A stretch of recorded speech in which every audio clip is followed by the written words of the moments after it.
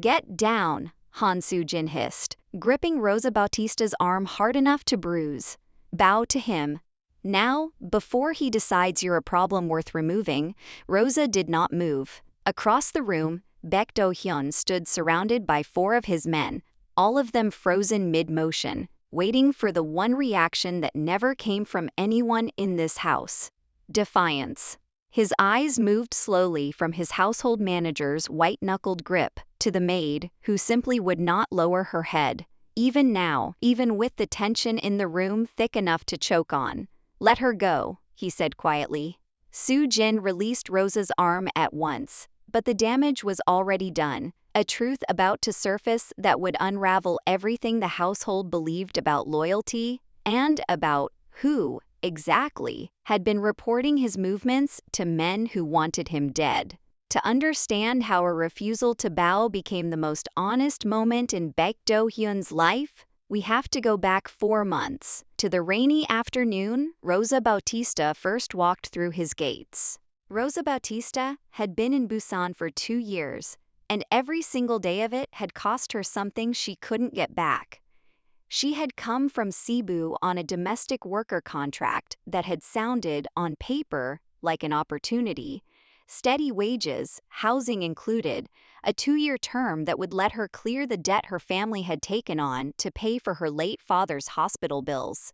In practice, the contract had bound her to a placement agency that took a cut of her wages so large, it made the opportunity feel more like a debt she was still working off than a job she was being paid for, and it had tied her legal status in the country so tightly to her employer that quitting a bad placement meant risking deportation before she could find another one. Her first placement, with a wealthy shipping executive's family in Seoul, had ended after 8 months when the wife accused Rosa of theft over a missing bracelet that turned up, 3 days later, exactly where the wife had left it herself. An apology that never came, alongside a termination that did. Rosa had spent 6 anxious weeks in a shelter for displaced domestic workers before the agency, more concerned with its own fees than with Rosa's well-being, placed her in Busan, in the sprawling coastal estate of a man named Baek Do-hyun, whose business the agency described only as shipping and logistics, in a tone that made Rosa suspect there was more to it than that. "You don't have to smile at people who scream at you," said Lita, a fellow domestic worker from the Philippines who cleaned 2 houses down and had become Rosa's only real friend in Busan, meeting her most Sundays at the small Filipino grocery near the harbor. "I know the contract makes it feel like you do. It's not true." "Not all the way, easy to say when it's not your visa on the line," Rosa said, only half joking, counting the money she'd need to wire home before her mother's next round of bills came due. She never let herself fall behind on those transfers, no matter how thin it stretched everything else. What Rosa carried, underneath the exhaustion of long hours and the careful, practiced deference every domestic contract demanded of her, was a quiet, stubborn core of dignity she had refused to let anyone chip away completely.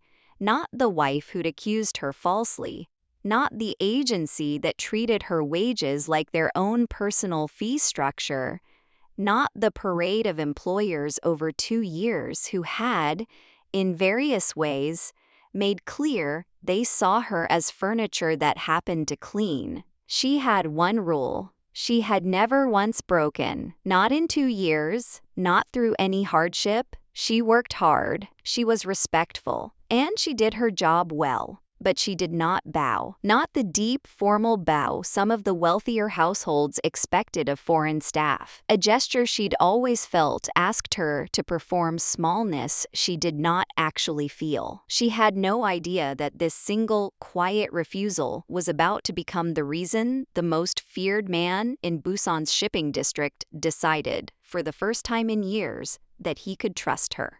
Baek Do-hyun had run his family's shipping operation, and the far more dangerous network of smuggling and territorial control hidden beneath its legitimate cargo manifests, since he was 26 years old, inheriting both empires the same brutal week his father died, in a rival family's ambush that Do-hyun himself had barely survived. For 12 years since, he had built an organization defined by absolute, unwavering deference. His men bowed when he entered a room. His household staff kept their eyes lowered in his presence, spoke only when addressed, moved through his home like careful ghosts trained to be invisible unless summoned. His rivals feared him enough that entire negotiations happened through intermediaries, no one willing to sit across from him directly if it could be avoided. The problem, which Do Hyun had only slowly come to understand over the years, was that he could no longer tell the difference between respect and fear.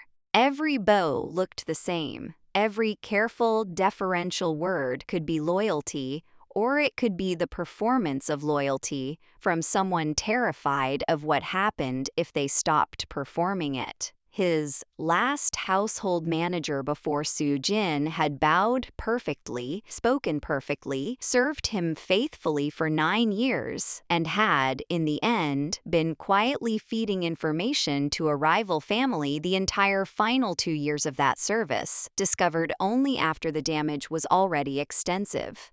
"Everyone in this house bows to me," Do-han told his second-in-command, Choi Jae-won, flatly, the week after that discovery. "Every single one of them, and I have no way of knowing which bow is loyalty and which one is a man calculating how long he has left before I find out what he's really doing. That's the nature of power," Jae-won said carefully. "Respect and fear look the same from the outside. You've always known that. I used to think I could tell the difference," Do-hyun said. "I'm no longer sure I ever could."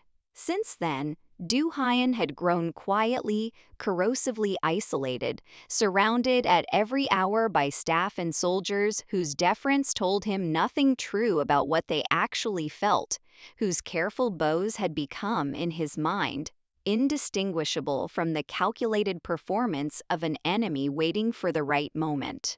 "No one gets close enough to fool me twice." That had become Do-hyun's rule, though he had never said it aloud to anyone, not even Jae-won, a rule that had kept him alive through 2 more attempts on his territory since his father's death, and had also, slowly, hollowed out every room he walked into until it felt like performance from every direction, with no way left to locate anything real underneath it. He did not yet know that a new domestic worker from Cebu, hired quietly through an agency placement to replace a maid who'd quit without notice, was about to walk into his house and refuse, plainly, respectfully, and without any apparent fear at all, to bow to him, the first person in over a decade to offer him something that wasn't performance. Rosa's first week in the Beck household passed uneventfully,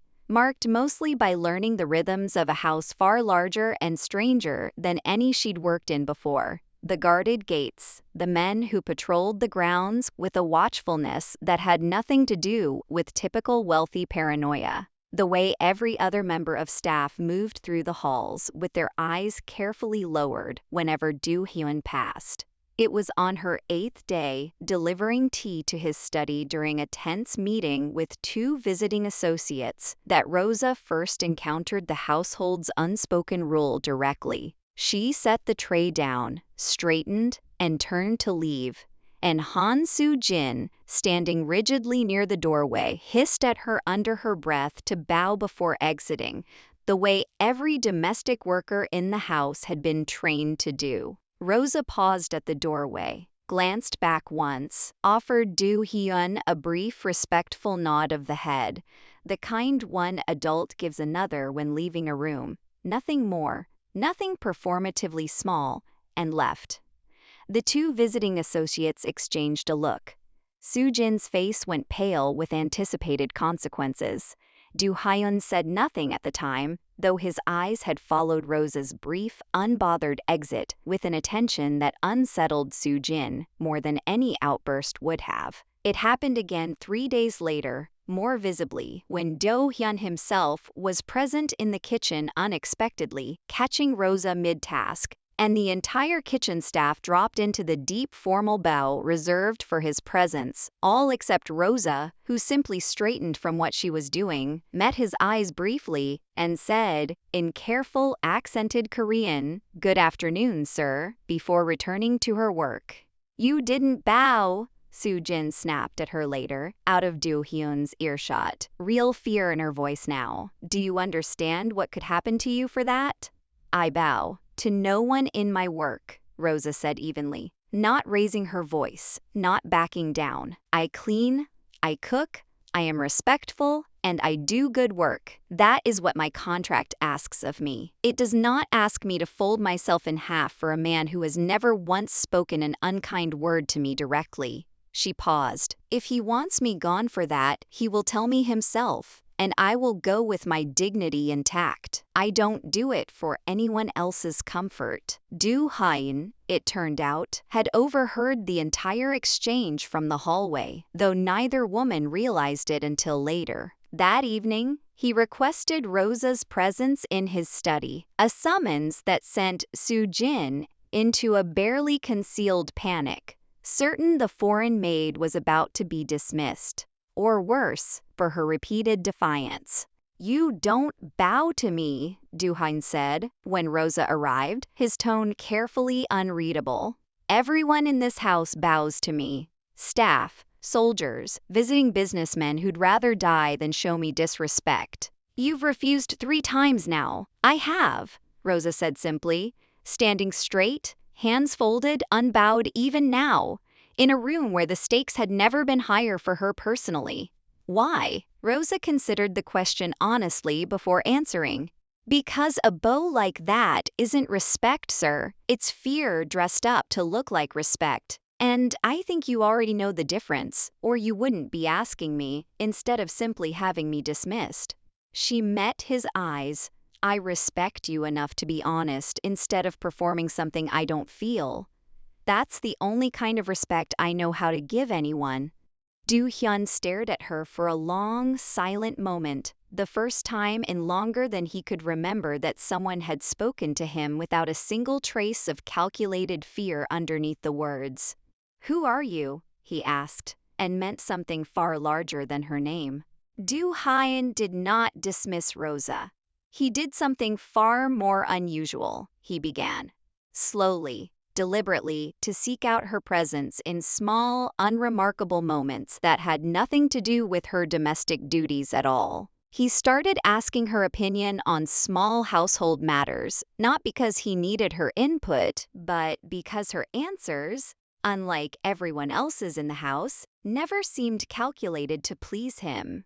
When he asked whether the renovated East Garden looked better than before, she told him honestly that she preferred the old layout, that the new one felt like it was trying too hard to impress visitors who wouldn't remember it by the following week anyway, an answer no member of his staff would have dared give. "You could tell me you loved it," he said, half amused. "It would cost you nothing." "It would cost me something," Rosa said. "It would cost me the one thing I have left in this house that's actually mine, being honest even about gardens." It was during one of these small exchanges, weeks into her placement, that Rosa refused to be pitied for the first time, a moment that mattered more to Do-hyun than either of them fully understood in it. He had learned, through a passing comment from Soo-jin, about the exploitative fee structure of Rosa's placement agency, and had offered, with careful casualness, to simply buy out the remainder of her contract himself, freeing her from the arrangement entirely. "No," Rosa said, sharper than she intended, old instincts flaring hard. "I don't need you to rescue me from my own contract, sir. I signed it with my eyes open, and I will finish it or break it on my own terms, not because a powerful man decided to fix my life for me without asking whether I wanted it fixed that way." Do-hyun, surprised by his own reaction, found himself relieved rather than offended. "Understood," he said, and never offered again without asking first. A small adjustment that told Rosa, more clearly than any grand gesture could have, that he had actually heard her. One evening, staying late to finish preparing a meal for guests who had canceled at the last moment, Rosa found Do-hyun alone in his study, staring at an old photograph she'd never seen him look at before. A woman, young, smiling, standing beside a much younger version of him. "My mother," he said before Rosa could ask, surprising himself with the disclosure. "She died when I was 19, the same year my father pulled me fully into the business. She used to tell me that a man who can't tell the difference between someone who respects him and someone who fears him will die surrounded by people and utterly alone." He looked up. "I understood the words for years before I understood what she actually meant. And now?" Rosa asked quietly. "Now, I think you might be the first person to show me the difference in over a decade," he said. "Which is a strange thing to owe to a woman who won't even bow to me." Rosa allowed herself a small, genuine smile at that, the first one she'd let him see fully. If this quiet defiance is winning you over the way it won him over, hit that like button before we get to the part where everything in this house comes crashing down. Han Soo-jin had served the Beck household for 7 years, rising from a junior housekeeping role to the position of household manager, trusted with the keys, the schedules, and the small, precise details of Do-hyun's daily movements that made a household function smoothly. She had also, for the last 11 months, owed an enormous, crushing debt to a rival shipping family, the Jang organization, incurred after Soo-jin's younger brother, desperate, foolish, and utterly unaware of the world he was borrowing from, had taken a loan from a Jang intermediary to cover a failed business venture, a debt that had transferred, through threats and careful pressure, onto Soo-jin's shoulders the moment her brother proved unable to pay. The Jang family's demand had been simple and ongoing: regular, careful reports on Do-hyun's schedule, his travel plans, his security arrangements, nothing dramatic, nothing that would immediately implicate her, just enough steady information to help the Jang organization plan around Do-hyun's movements, weakening his territorial control one careful adjustment at a time. Soo-jin told herself in the beginning that it was survivable, deniable, small, until Rosa's quiet refusal to bow and Do-hyun's growing visible trust in the new maid began to unsettle the careful equilibrium Soo-jin had maintained for nearly a year. She noticed Do-hyun spending unscheduled time with Rosa, noticed him confiding things he'd never confided to household staff before, and she grew, with each passing week, more anxious that Rosa's presence, and her uncanny ability to notice things others overlooked, would eventually notice her too. Rosa did notice, though she didn't understand what she was seeing at first. Soo-jin's phone, buzzing at odd hours, always answered in a hallway alcove where she thought no one could hear. Soo-jin's too precise knowledge of Do-hyun's travel schedule, shared in casual conversation with visiting delivery drivers who had no obvious reason to need it. The particular, hollowed-out exhaustion in Soo-jin's face that Rosa recognized uncomfortably from her own reflection during the hardest stretches of her contract. "Miss Han seems very stressed lately," Rosa mentioned to Do-hyun once, carefully, unaware of how close to the truth she was walking. "More than the job should require." "I don't know your business well enough to say more than that." Do-hyun's expression sharpened. The same careful stillness Rosa had learned, by now, meant he was calculating something dangerous. "Keep noticing," he said quietly, and made a call that evening that set a slow, deliberate investigation into motion. It happened 3 weeks later, entirely by accident. Rosa had gone into the household's small administrative office to retrieve a supply order Soo-jin had asked her to file, and found, tucked half-forgotten into a folder of routine invoices, a handwritten note in Soo-jin's careful handwriting, a schedule of Do-hyun's movements for the coming week, Dates and times matched against a shorthand Rosa didn't fully understand, but recognized with a cold, sinking certainty as something far more specific than any household task required. She photographed it with the small, cracked phone she'd carried since arriving in Busan, hands trembling, and replaced the folder exactly as she'd found it, heart pounding the entire walk back through the house. That evening, she told Do Hyun everything, careful and precise, describing exactly what she'd seen and where. Do Hyun went very still, the particular stillness Rosa had come to recognize as danger calculating itself behind his eyes. "That's my schedule for next week's port inspection," he said quietly. "The one only 4 people in this organization are supposed to know in full detail." 2 days later, everything accelerated at once. A car Rosa didn't recognize idled too long outside the market where she did the household's weekly shopping, and when she left, 2 men attempted a clumsy, hurried grab in the parking area.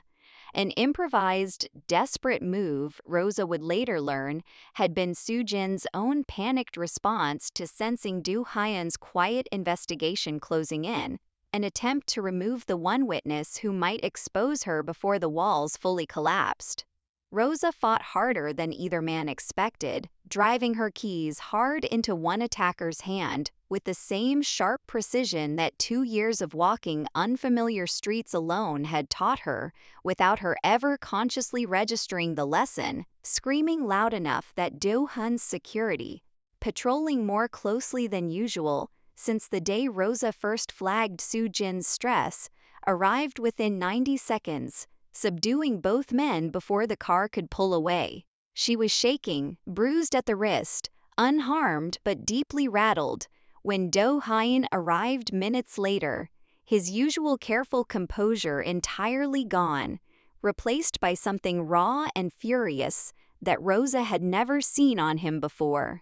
"Soo-jin," he said, the name landing like a verdict. Do Hyun called Soo-jin to his study that same night, calmly, without any indication of what awaited her, and Soo-jin arrived already unraveling, sensing, in the careful stillness of the summons, that something had shifted beyond her control. "Sit down," Do Hyun said, and Soo-jin sat, hands visibly shaking. 11 months ago, Do Hyun began, laying documents across his desk with unhurried precision.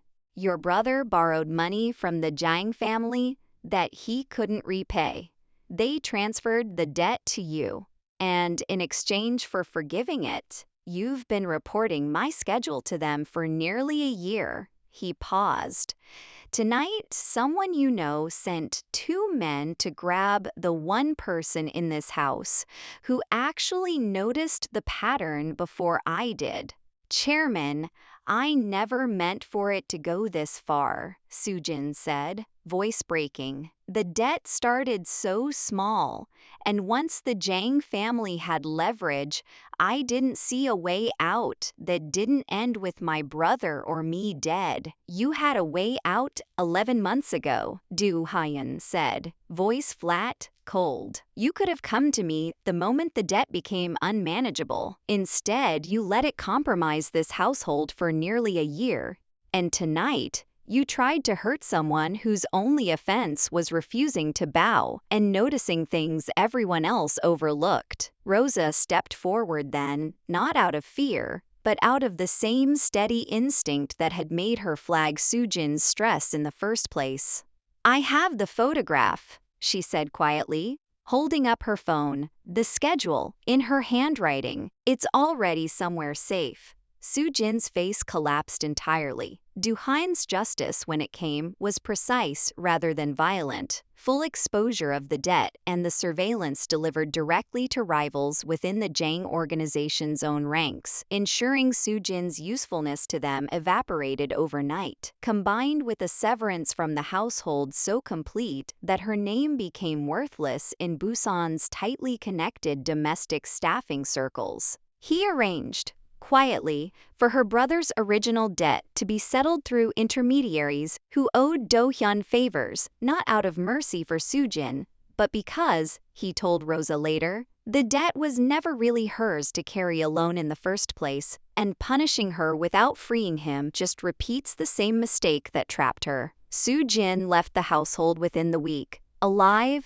disgraced, but no longer chained to a debt that had cost her a year of her own dignity to service. In the weeks after Soo-jin's exposure, something in the Beck household settled into a shape it hadn't held in over a decade. Choi Jae-won, who had watched the unraveling with a mixture of relief and quiet awe, made a point of introducing Rosa to visiting associates, for the first time not as household staff, but as someone whose sharp attention had likely saved Do-hyun's life and territory both.